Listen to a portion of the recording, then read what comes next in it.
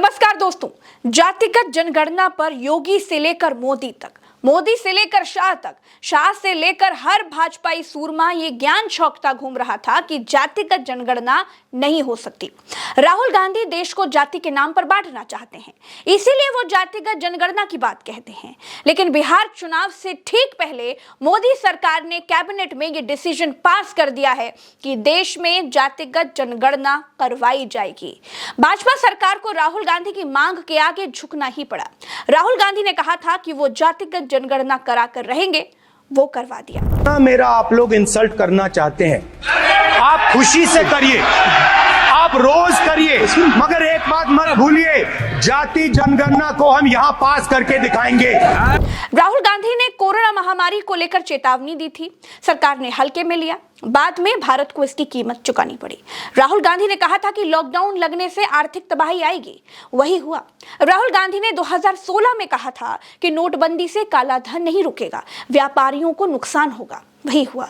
राहुल गांधी ने 2020 में मोदी सरकार के किसान कानून को काला कानून कहा था, मोदी को वो कानून वापस लेना पड़ा। राहुल गांधी ने चीन को लेकर के भी सरकार को आगाह किया था कि चीन भारत की जमीन छीनता जा रहा है।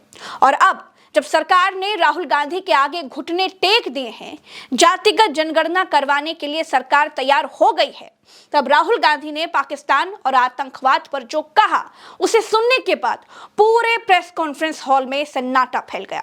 ऐसी चेतावनी अब तक राष्ट्रवादी भाजपा की तरफ से भी नहीं आई थी।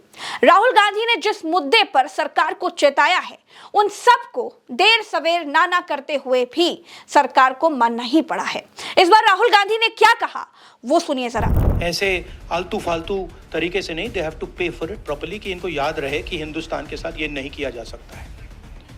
हमने क्लियरली ऑपोजिशन की और सरकार की मीटिंग में क्लियर हमने लाइन दी है, यूनानिमस लाइन, कि जो हुआ है एक्सेप्टेबल नहीं है।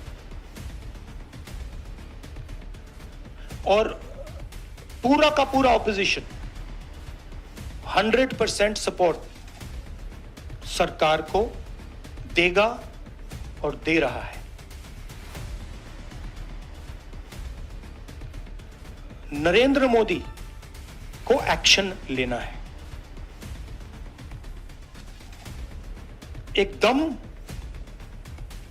एक्शन लेना है, और पूरा का पूरा विपक्ष उनके साथ खड़ा है। जिन लोगों ने ये किया है, दे हैव टू पे द प्राइस फॉर दिस। जो परिवार है, उन्होंने आप लोगों को मेरे थ्रू एक मैसेज दिया है। एक्चुअली प्रधानमंत्री जी को उन्होंने मुझे कहा कि आप प्रधानमंत्री जी को ये बताइए, तो मैं 28 जो हमारे शहीद हैं, उनके साइड से प्रधानमंत्री को आपके माध्यम से मैसेज दे रहा हूं।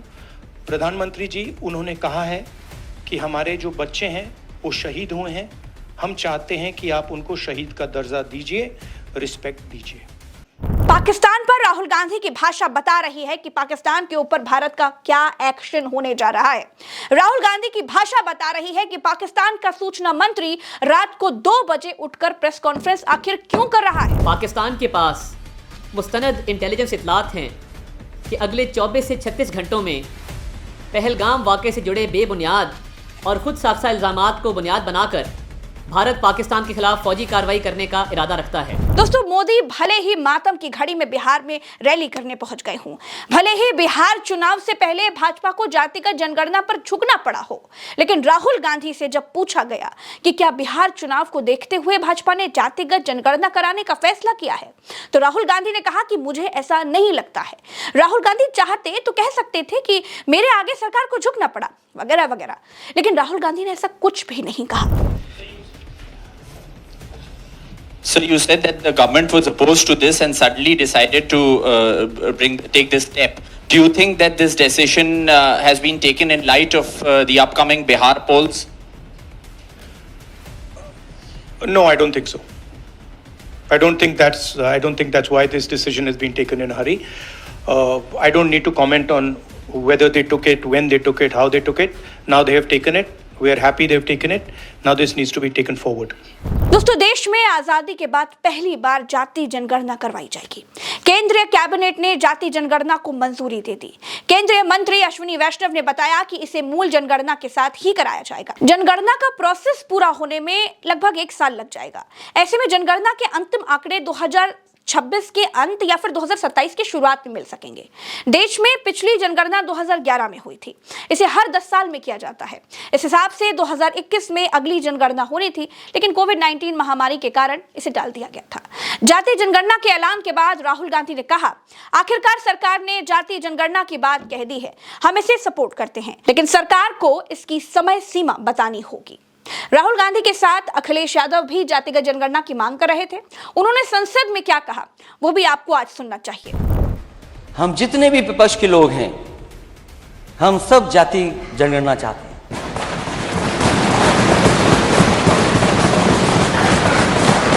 अध्यक्ष महोदय, हम जाति जनगणना चाहते हैं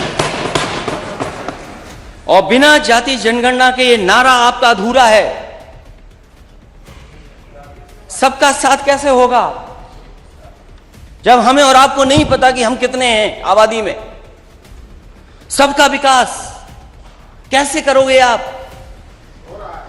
सबका विश्वास कैसे जीतोगे आप? और जब तक सबका प्रयास नहीं होगा, ये प्रदेश आगे नहीं बढ़ेगा। जातिगत जनगणना पर भाजपा को झुकाने के बाद बिहार में जातिगत जनगणना करके दिखाने वाले तेजस्वी यादव ने क्या कहा, वो भी सुनिए। उन्होंने कहा कि 29 साल पहले जनता दल के नेतृत्व वाली संयुक्त मोर्चा की समाजवादी सरकार के केंद्रीय कैबिनेट द्वारा जातिगत जनगणना के निर्णय को पलटने वाली एनडीए सरकार को दोबारा उस निर्णय पर निर्णय लेने के लिए बाध्य करने वाले आदरणीय लालू जी समेत सभी समाजवादियों की जीत पर पटाखा फोड़ सामाजिक न्यायवादियों को बधाई दी। दोस्तों, भाजपा सरकार को कई दफा विपक्ष के आगे घुटने टेकने पड़े, लेकिन हमेशा सरकार ने घुटने तभी टेके जब कहीं किसी राज्य में उनको चुनावी नुकसान हो रहा हो।